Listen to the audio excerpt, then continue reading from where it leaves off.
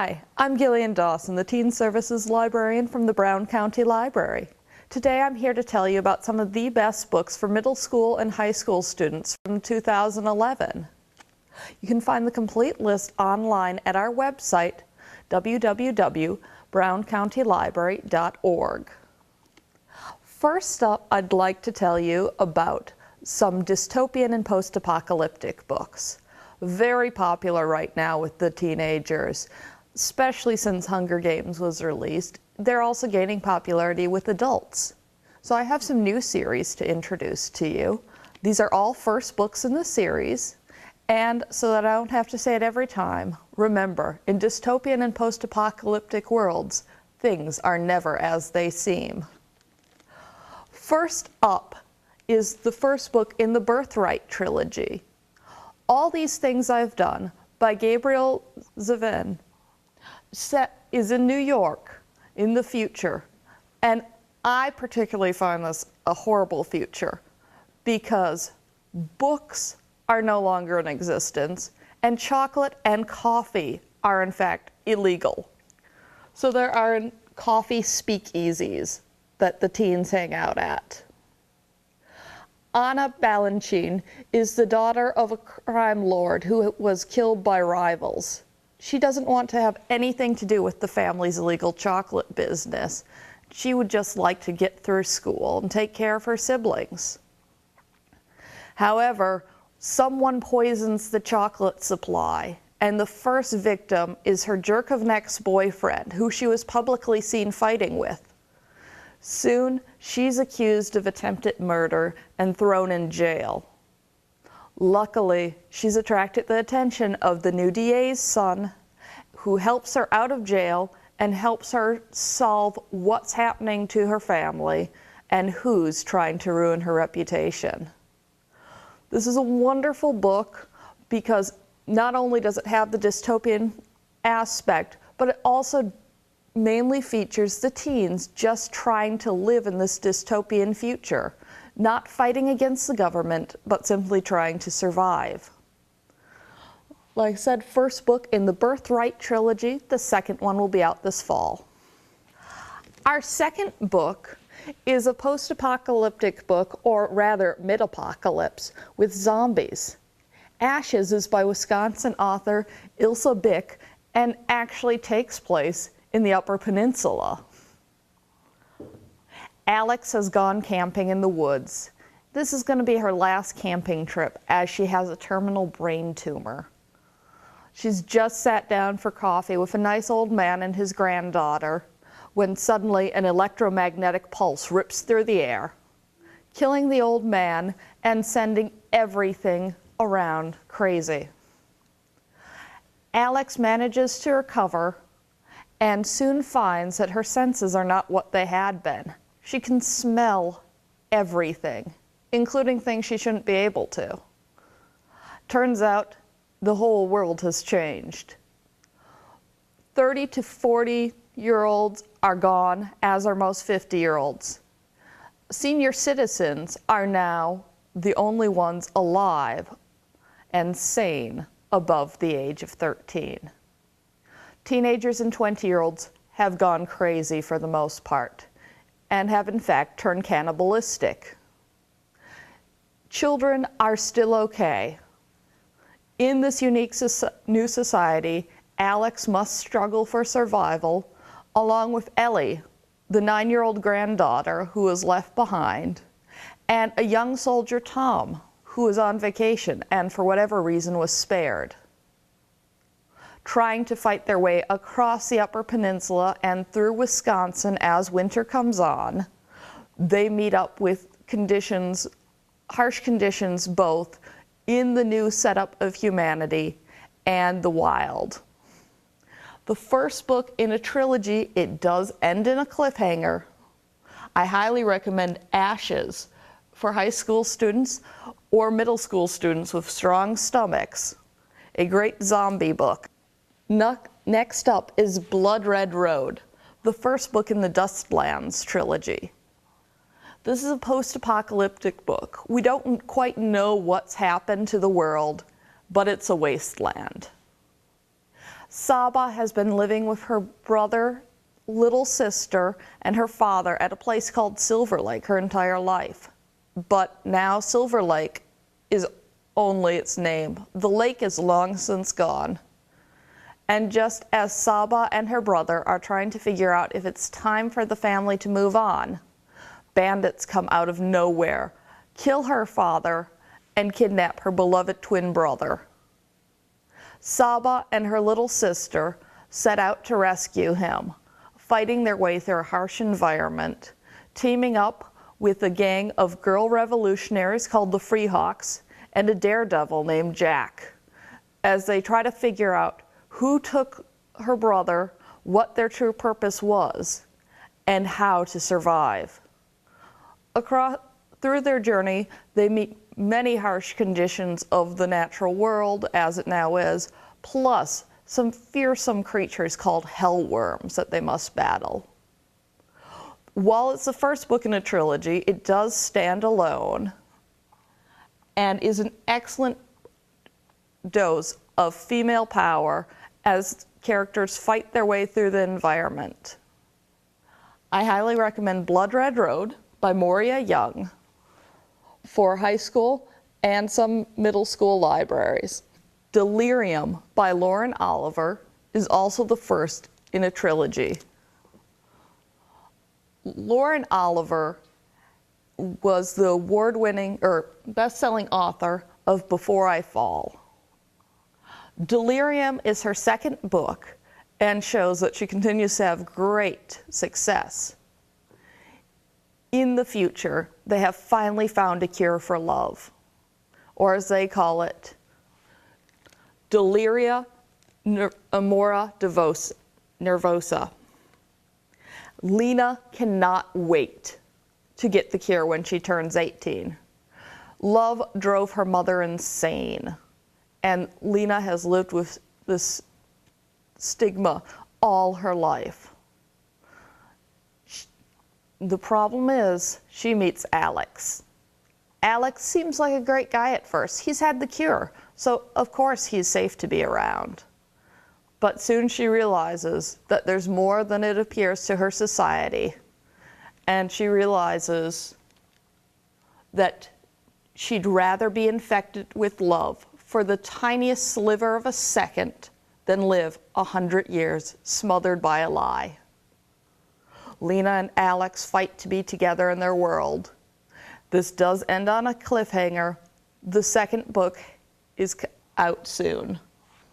Our last dystopian is Divergent by Veronica Roth. Now this is the most Hunger Games-like of the books and features a society where everything has been split into 5 different factions. At 16, teens can choose which faction to join, leaving behind their family forever if they choose a different one. Beatrice has grown up in the selfless faction. She decides, though, after having a very odd result from her test, to join the Dauntless, the brave faction. There, her trainers teach her how to jump off of trains, zip line down from the top of the Sears Tower, and prepare to fight off whatever threatens their society. Unfortunately, the threats are coming from within, and Triss, her new friends, and her trainer, 4, need to figure out what's happening and if they can in fact survive. This does have a cliffhanger ending. The second one is going to be out next month. Put your holds on it now. This was also voted as one of the top books on Goodreads this past year. We're going to turn away from dystopians now and look at some historical fiction. First up is Death Cloud by Andrew Lane. It's the first book in a new series about young Sherlock Holmes. This has been brought over from England, where it's been a very popular series for a while now. Young Sherlock does not want to go to relatives' home for the holidays. He wants to go to London, where his older brother, Just pick it up there. His older brother, Mycroft, is in the middle of a lot of interesting political situations going on. But instead, he's packed off to stay with elderly relatives in the countryside. Things improve when they employ Amias Crow, an American to tutor Sherlock, who begins to teach him deduction, setting him on his path towards his future career as a detective. Amias and Sherlock discover a body in the woods, freshly dead, with a mysterious cloud of smoke coming off of it. With his inquiries in town, Sherlock quickly realizes this is not the first body, nor in fact, the first cloud of death. He teams up with a young vagrant, Maddie, and Amias's spirited young daughter, Virginia, to try to solve the mystery.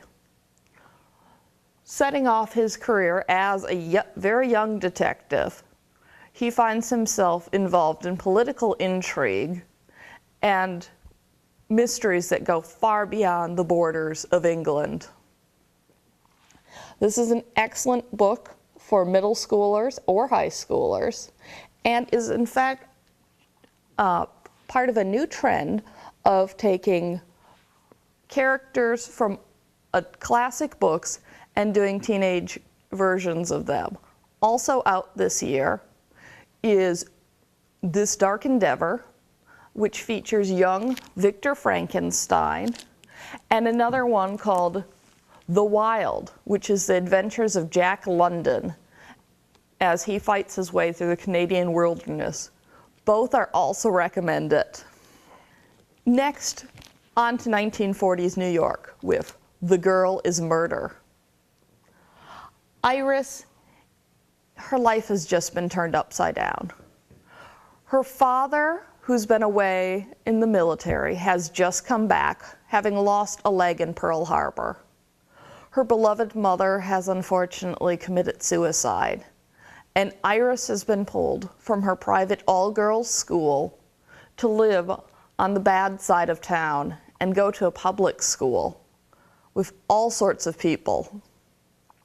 Iris is just finally learning to adjust and make some friends when a boy from school vanishes. Was he murdered? Kidnapped? Has he gotten involved in even more bad stuff?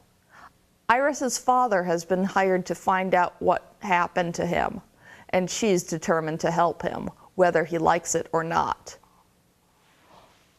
Reminiscent of Veronica Mars and the first book in a new series about Iris and her father and their mystery solving, The Girl is Murder promises to be an exciting look at 1940s New York. And in this case, it should be noted that murder is in fact a slang term for cool. So, This Girl is Murder means she's pretty awesome. All right, 1960s America. During the Vietnam War, on the eve of man's first landing on the moon, Doug is just trying to survive in OK for Now by Gary Schmidt. Doug has just been dragged to small-town New England by his father. His father is not a very nice guy, and neither is Doug's brother. Doug just wants to be left alone and learn to play baseball, but that's not going to happen in this town. Doug finds himself befriended by the local librarian, who begins to teach him how to draw using Audubon's Birds of America, and also a spirited girl, Lil, who gets him a job delivering groceries to the town's eccentric residents. Soon Doug is caught up, though, in the fact that the town has decided that because his brother and father are in fact not very nice people, he must as well be a criminal.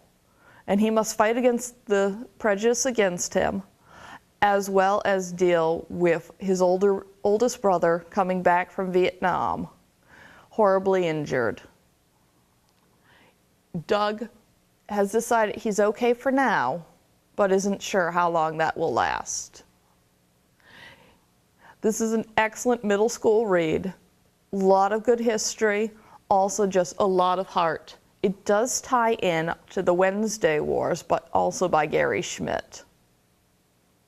Small Acts of Amazing Courage by Gloria Whelan takes us to 1918 India. It's a wonderful look at the time period there, as after World War I, India strives even harder for its independence from England, and Gandhi preaches nonviolence. Unfortunately for the Indians, England decides even nonviolence must be a form of terrorism. A wonderful look at India in this time period. It shows both the beauty and the harshness without ever getting too brutal. An excellent middle school read to look at the time period. It's told through the eyes of Rosalind, a young English girl who has grown up in India and is now being forced to move back to England for her studies. Before she leaves, she meets Max, a soldier who was under her father's command and who takes her to a meeting to hear Gandhi speak about independence. Combining both the English history at this time and the early look at India's fight for independence, and also look at growing up and how teenagers are teenagers no matter what time period they're in. I would highly recommend Small Acts of Amazing Courage for any middle school or high school, and a great beginning look at India. With the Name Like Love by Tess Hilmo takes us to 1957 Arkansas. Ollie Love is the daughter of traveling preacher Everlasting Love, who travels with his family around Southern America preaching. He stays for only 3 days in any town. Ollie convinces him to break his 3-day rule to help out a young man, Jimmy, whose mother is in jail accused of murdering his father. This is a wonderful book, in part because of the story, and in part because it is the best view of traveling preachers I have ever seen. The Reverend Everlasting Love is portrayed as simply a good Christian man who is working hard to spread hope and God's word through America at a hard time. He's genuinely caring and a man of faith. He's raised his daughter to learn to help other people, and they work together to try to figure out what the truth is behind Jimmy's father's death. Highly recommend it for middle schools. We're going to move from the world of historical fiction over to the world of the fantastical. Fantasy, science fiction, and paranormal are all very popular right now. So I've selected some books that show a wide range of some popular titles. Anna Dressed in Blood by Kendra Blake is the first book in a duology about ghost hunter Cass. Anna Dressed in Blood is the title character is the ghost that he is currently hunting. Now, despite the girl on the cover and the dress, this is not a girly book. This is a great book for boys if you can get them past the cover. And in fact, reminds me a lot of the TV show Supernatural. Cass has been fighting ghosts since his father died, killed by a demon. The ghosts are genuinely creepy. Anna is called Anna dressed in blood because when she died, her throat was slit and her white prom dress was in fact drenched red. As she manifests in the book, as she gets more and more upset, her dress goes from the white, as you see on the cover, to pure dripping red. Anna has been killing anyone who steps into her house for years. For whatever reason, she decides to spare Cass, and he decides that she might deserve a chance to see why she is, in fact, a malevolent spirit. He teams up with the kids from high school in a way reminiscent of Buffy the Vampire Slayer to solve both Anna's mystery and the deeper mystery of the demon that killed his father. Very creepy. This book will keep you up late reading. Like I said, it's the first book in a duology. The second one will be out this fall. Au revoir, Crazy European Chick by Joe Schreiber is the first book about Perry. Perry is a high school student. All he wants to do is get through school so he can start working more heavily with his band. They finally have their first big break and are scheduled to do a show in New York City. Unfortunately, the exchange student that has been living with Perry's family all year and been causing him no end of embarrassment has decided that Perry is going to take her to the prom. Gobija shows up ready for prom in basically a pilgrim dress. Perry reluctantly takes her to prom, figuring he can do that quickly and then get to his gig. However, at prom, things change when Gobija rips off her dress to reveal a little black dress beneath and starts kicking people in the face.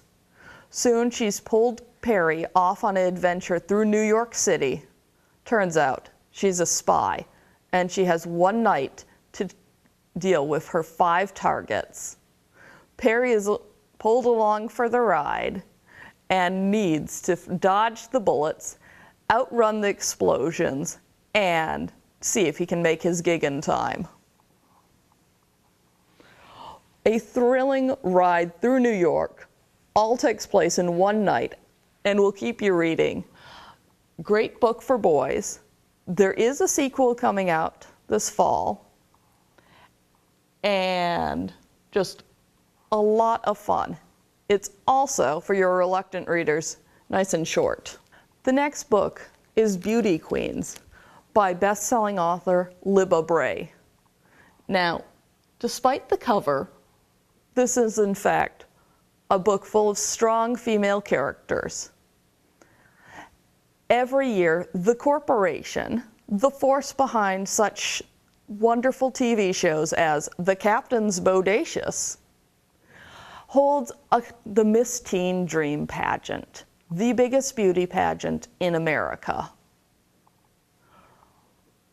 This year, something has gone horribly wrong, and the plane load of the contestants crashes on what appears to be a deserted island. The surviving contestants work together to try to survive while keeping their practice up, because they'll be rescued any day, and they're not going to be missing their talent portion. Working together, they realize that they are in fact more than just pretty faces, and that they should never apologize for taking up space in the world.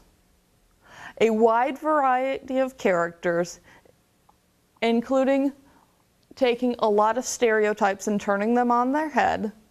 The beauty queens work together deal with not only the environment, but what happens when a band of sexy pirates shipwrecks on the island as well, and they find out the island is not quite as deserted as it seemed. Now, I will warn you, this book does have a bit of a liberal bend. One of the characters is, in fact, a former beauty queen turned politician, Lady Bird Hope, who, especially if you listen to the audiobook, is clearly a parody of a certain former governor. I would highly recommend Beauty Queens to any high school, full of girl power and humor. This will keep you on the edge of your seat, reading or listening to the audiobook. Chime by Franning Billingsley was nominated for a National Book Award. It's the story of a small English town on the dawn of the Industrial Revolution, where the forces of modern technology are clashing with the spirits of old. A novel of the supernatural, of romance, and of mystery. Brioni has been living in Swampsea all her life. She's a witchy girl, and now she must tell her story and explain her actions. She's on trial for her life. She knows she's a bad person. She hurt her younger sister Rose. She killed her stepmother, and she communicates with the spirits of the swamp. Now she must work using her powers to try to save Swampsea from these spirits as they send a plague. She teams up with Eldrick, a handsome young man who comes to town and tries to convince her that she is not, in fact, as evil as she thinks. A wonderful look at what happens when the modern and the supernatural clash, and a unique historical novel. I would highly recommend Chime to anyone. Clarity by Kim Harrington is the first book in a new paranormal mystery series. No vampires or werewolves, just ghosts and psychic abilities. Clarity lives in a small New England town with her family where they run a psychic business. Now, this is not psychic as in seeing the future. Clarity's mother can read minds. Her brother can talk to ghosts. And Clarity can see the past when she touches objects. Things get complicated, though, when not only does a new psychic who claims to actually be able to see the future comes into town and starts taking their business, but one of the tourists is murdered. And in a town that thrives on tourism, that could spell the end of everything. Clarity teams up with her ex-boyfriend, the mayor's son, and the new detective's son to see if they can figure out who's responsible for the murder. Mystery, romance, supernatural, and a nice little love triangle are all part of Clarity. The second book is coming out next month and is sure to delight readers. Full of interesting characters. This is a great read for high schoolers or middle schoolers. N.D. Wilson's Dragon Tooth is the first book in the Ashtown Burials series. This is a wonderful book for tweens and is told from the perspective of siblings Cyrus and Antigone. They've been living at a hotel with their older brother, trying to run the hotel and keep nearby their mother who's in a coma. Things all change one night when a mysterious man, William Skelton, shows up at the hotel demanding a room. This is a quick description of William Skelton. The man's skeleton had been crudely needle-etched onto every visible part of his body from the neck down. Scrawled collarbones stood out above a cage of blue ribs. Ink bones marched down his shoulders and arms. Even the backs of his hands and the tops of his bare feet were detailed with every joint and knuckle.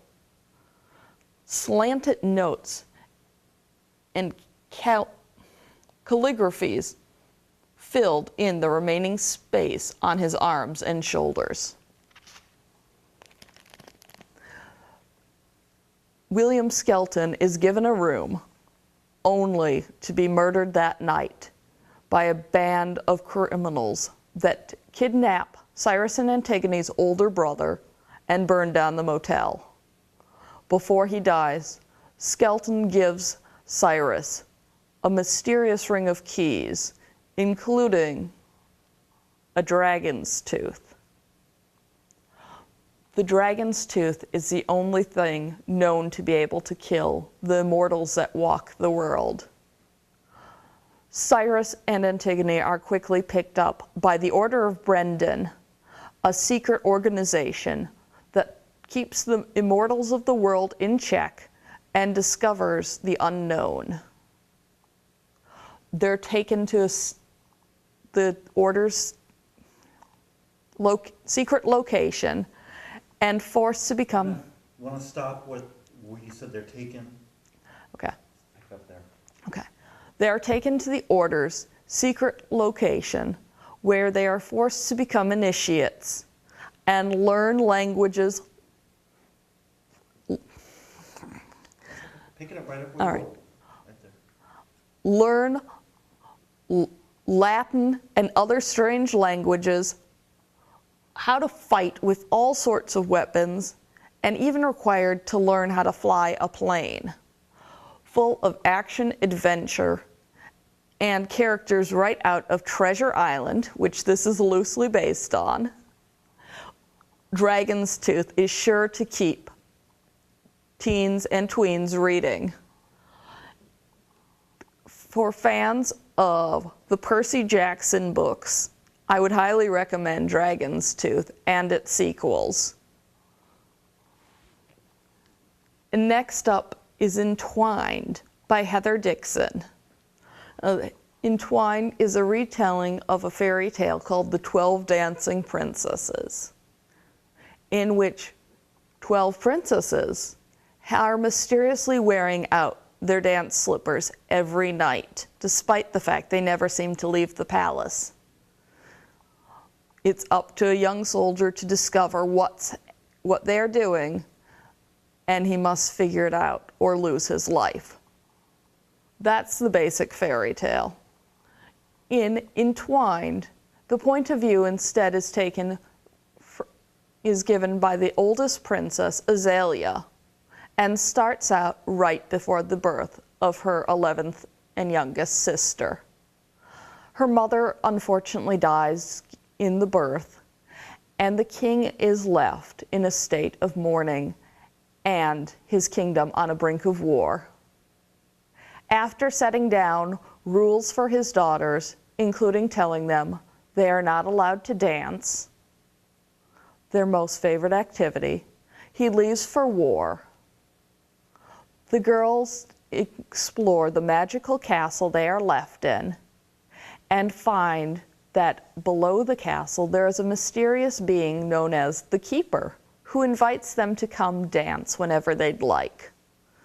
Unfortunately, the Keeper likes to keep things, and he would like to keep them forever. He's genuinely a creepy villain, and there's wonderful mystery, romance, and humor in this as the different suitors come to try and solve the mystery of what's happening and try to save the princesses as they fight to save themselves as well. Highly recommend it for anyone who likes romance, fairy tales, or just good books.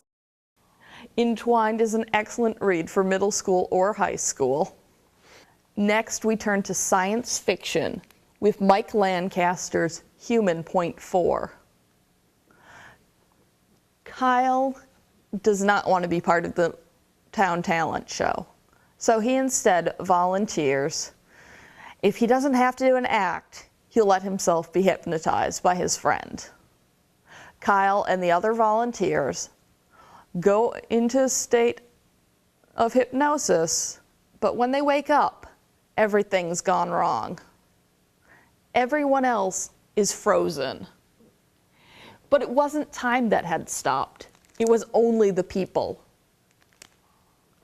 The wind is moving. The birds are still flying around. The cats and dogs of the town are trying to figure out what's happened to their people. Only Kyle and the others who are hypnotized are moving. Are they still under? They can't tell. But then, suddenly, everyone wakes up. But they're changed. Kyle and the other people who are hypnotized no longer can interact with the other residents of the town or any technology. It turns out humanity has been upgraded while they were under, and they missed the upgrade.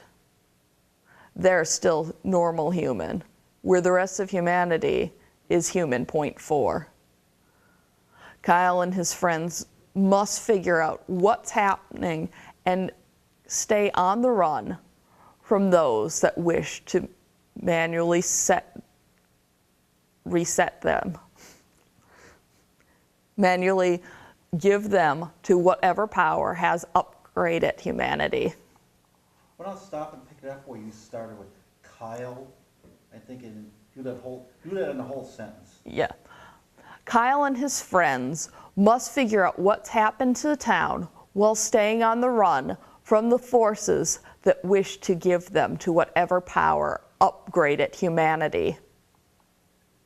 A short read that will keep you both on the edge of your seat and make you a little creeped out. Kyle's story is told on a pile of cassette tapes that have been left.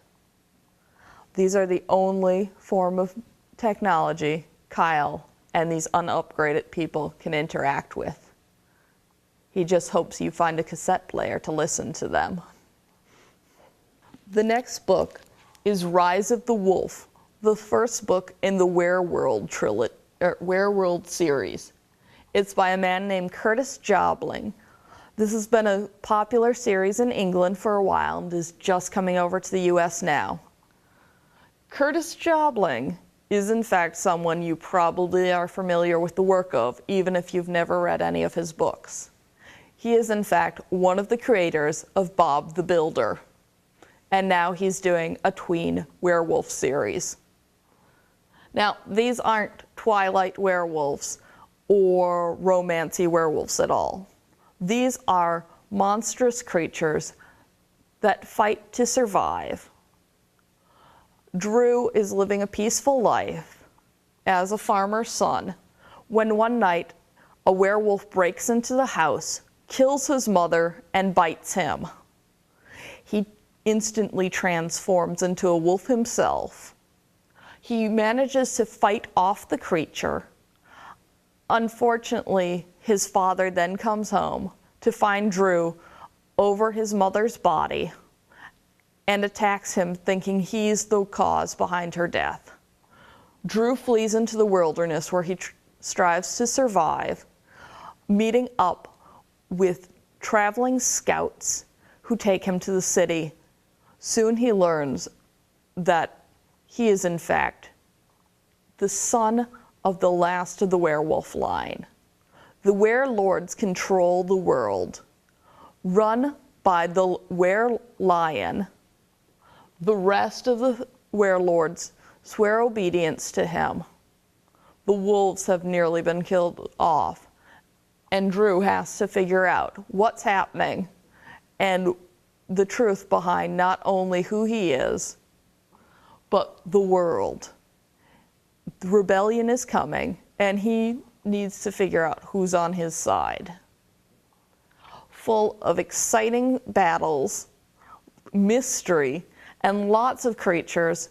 We have werewolves, werebears, lions, boars, and even a were-shark.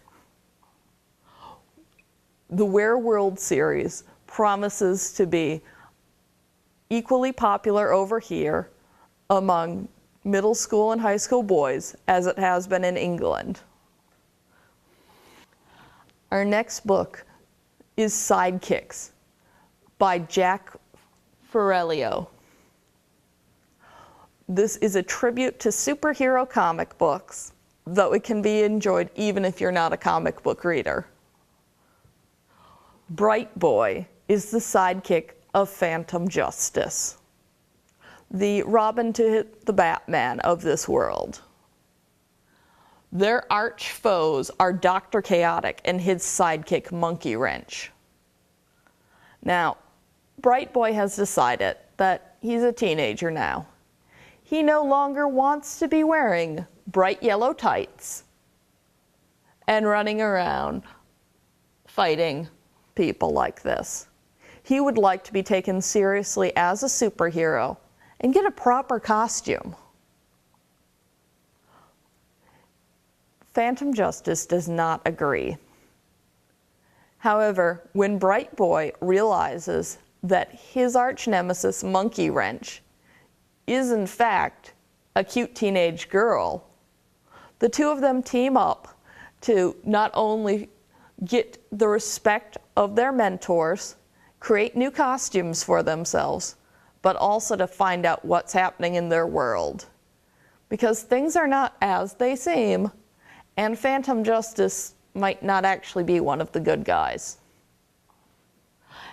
A great middle school read with humor and a lot of references to old superhero comics. Sidekicks should be popular among many young folks, especially the boys. Though it does have a nice strong female character in Monkey Wrench, too. Variant is the first book by Robison Wells. It's part of a new series. I'm not sure how long it will be. And I will warn you, this ends on a cliffhanger. Benton Fisher has been shuffled through foster homes for most of his life.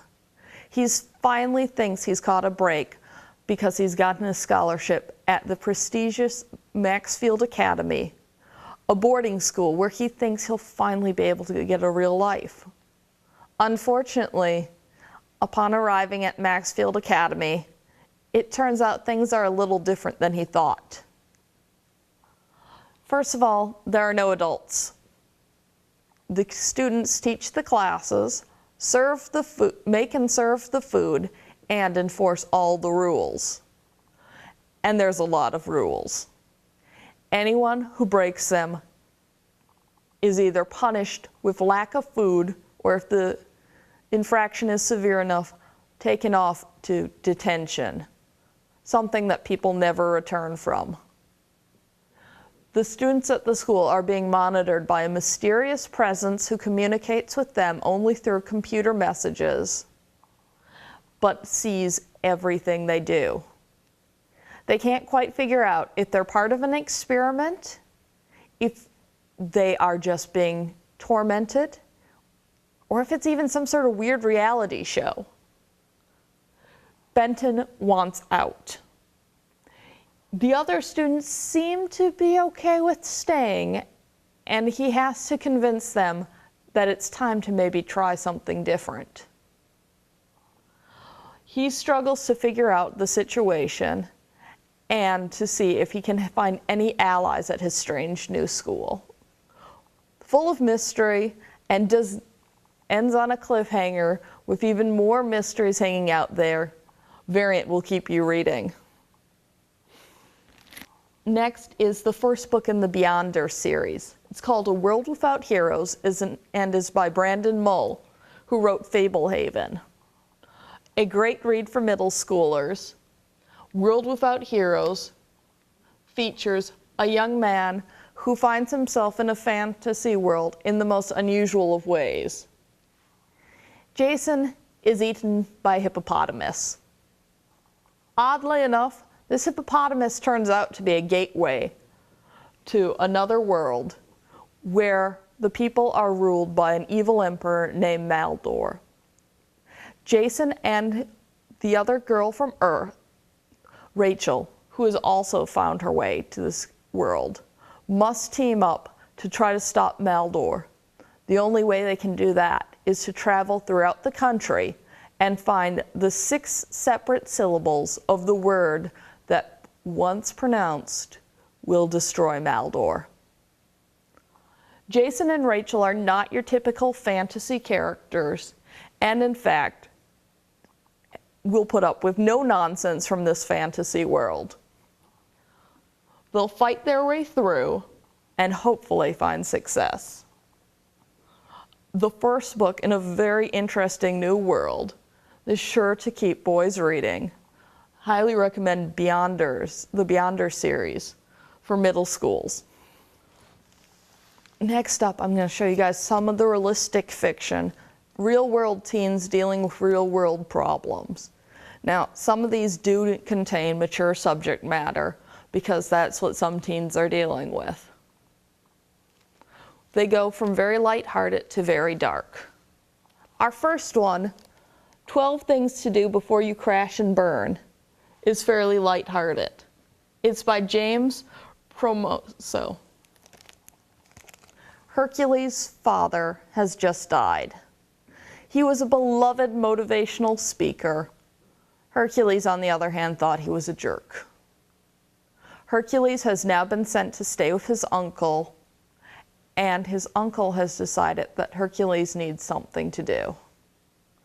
Because he's worried Hercules is not coping well. So he gives him 12 missions, very loosely based on the 12 labors of Hercules. These are some of his missions. He needs to find the best pizza joint in town. He needs to muck out the stalls at Riverbend Farm, read a complete book under a tree, go on 7 job interviews, eat a meal with a stranger, and recite a poem at Blake's coffee shop midnight poetry reading. These are only some of the things he needs to do, and he decides his ultimate mission will be to find the unknown woman who was on the bus with him and dropped a book. He'll find her and see if he can stop from crashing and burning himself. An excellent read for reluctant readers. 12 Things to Do Before You Crash and Burn tops out at 121 pages. I would highly recommend it for any library. The Accidental Genius of Weasel High is, as the book accurately describes itself, a book for the wimpy kid who has grown into the wimpy teen. Larkin wants a new video camera. His life's pretty great. He's just starting high school. He has a wonderful girlfriend. If he could only get that camera to set him off on his filmmaking career. Unfortunately, it turns out his girlfriend isn't really his girlfriend, and she in fact starts dating his rival, the jock Dalton. Definitely recommend it for middle schools. Accidental Genius of Weasel High will keep the wimpy kids and teens, and all others, reading. The Future of Us by Jay Asher and Carolyn Mackler is Jay Asher's second book. His first book was 13 Reasons Why. For this one, he's teamed up with best-selling teen author Carolyn Mackler to tell the stories of Emma and Josh.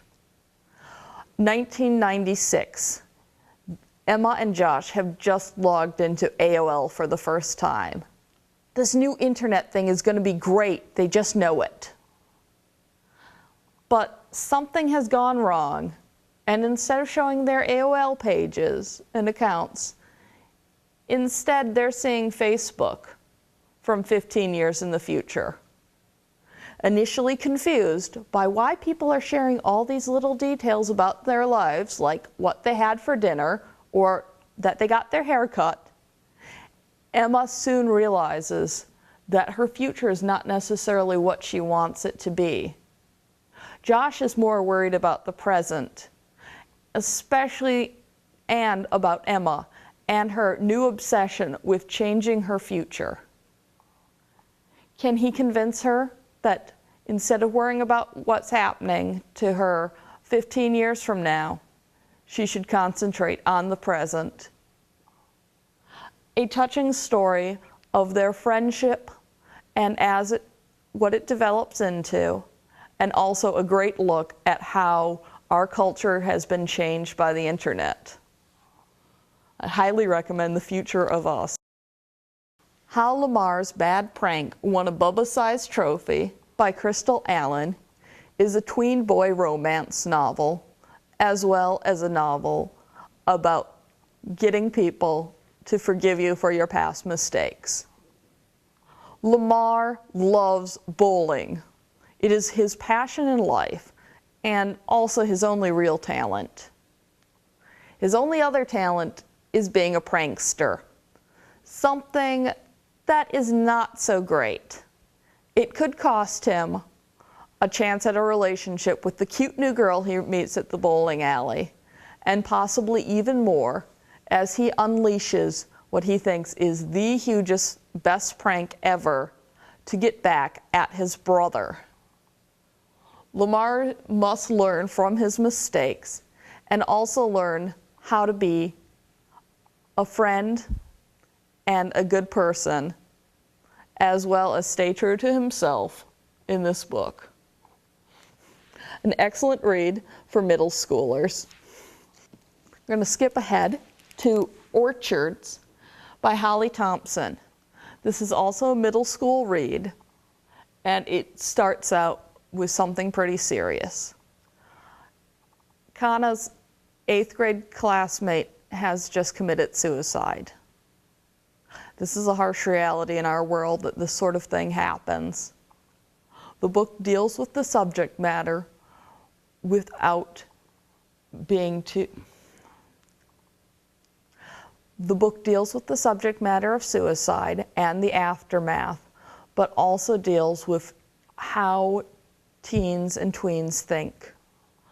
Told in verse, this is the story of what happens to Kana afterwards as she's sent to spend the summer with her mother's family in Japan.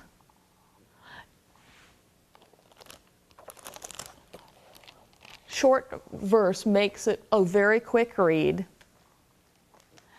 and tells not only about Kana's life, but also showcases what it's like living in a small Japanese town, looking at both the culture and holidays of Japan. It was a wonderful read for middle school girls or even older.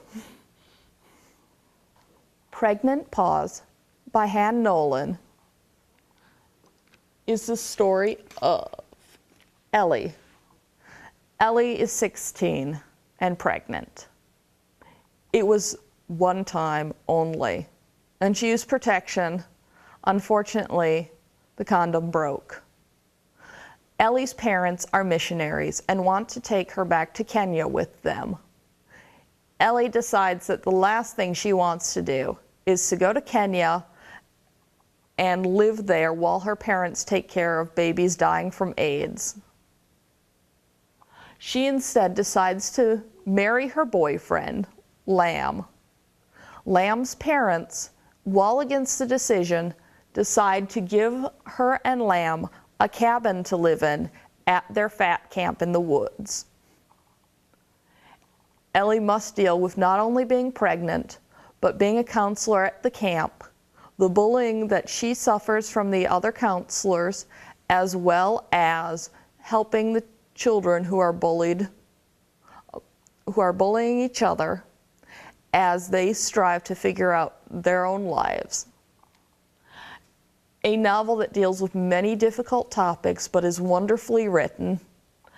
Han Nolan has been a popular author for years, and I would definitely recommend Pregnant Pause to high schools. Leverage by Joshua C. Cohen is one of the most difficult novels that I read for this program. It is also wonderful. It deals with a high school where the football players are king. Not only king in their minds, but gods. What they say go, and no one crosses them. Anyone that does will suffer from the harshest punishments. Kurt is a new player on the football team. He's just escaped an abusive foster care situation and is trying to get his life back together. Danny is a member of the gymnastics team. Unfortunately, the gymnastics team has just crossed the football team, and Danny and his friends suffer from extreme bullying at the hands of the football team. A difficult novel to read, but a timely one. I hope that no teen that you know ever undergoes the extreme bullying that this book features, but it's a good book to have and a good book to read. As a warning, the bullying does actually go as far as rape and causing one character to commit suicide. Like I said, an extremely difficult and raw book, also timely and a good read. I do recommend Leverage for high schools and hope that you give it a chance. The ultimate friendship between Kurt and Danny is uplifting. All right, well, I didn't get through quite everything, but you can find my complete list online at our website, browncountylibrary.org, and also stop by the library or give us a call to find out more great books to use in your classroom or library, or to put holds on any of these books that I talked about today. Thank you, and have a good day.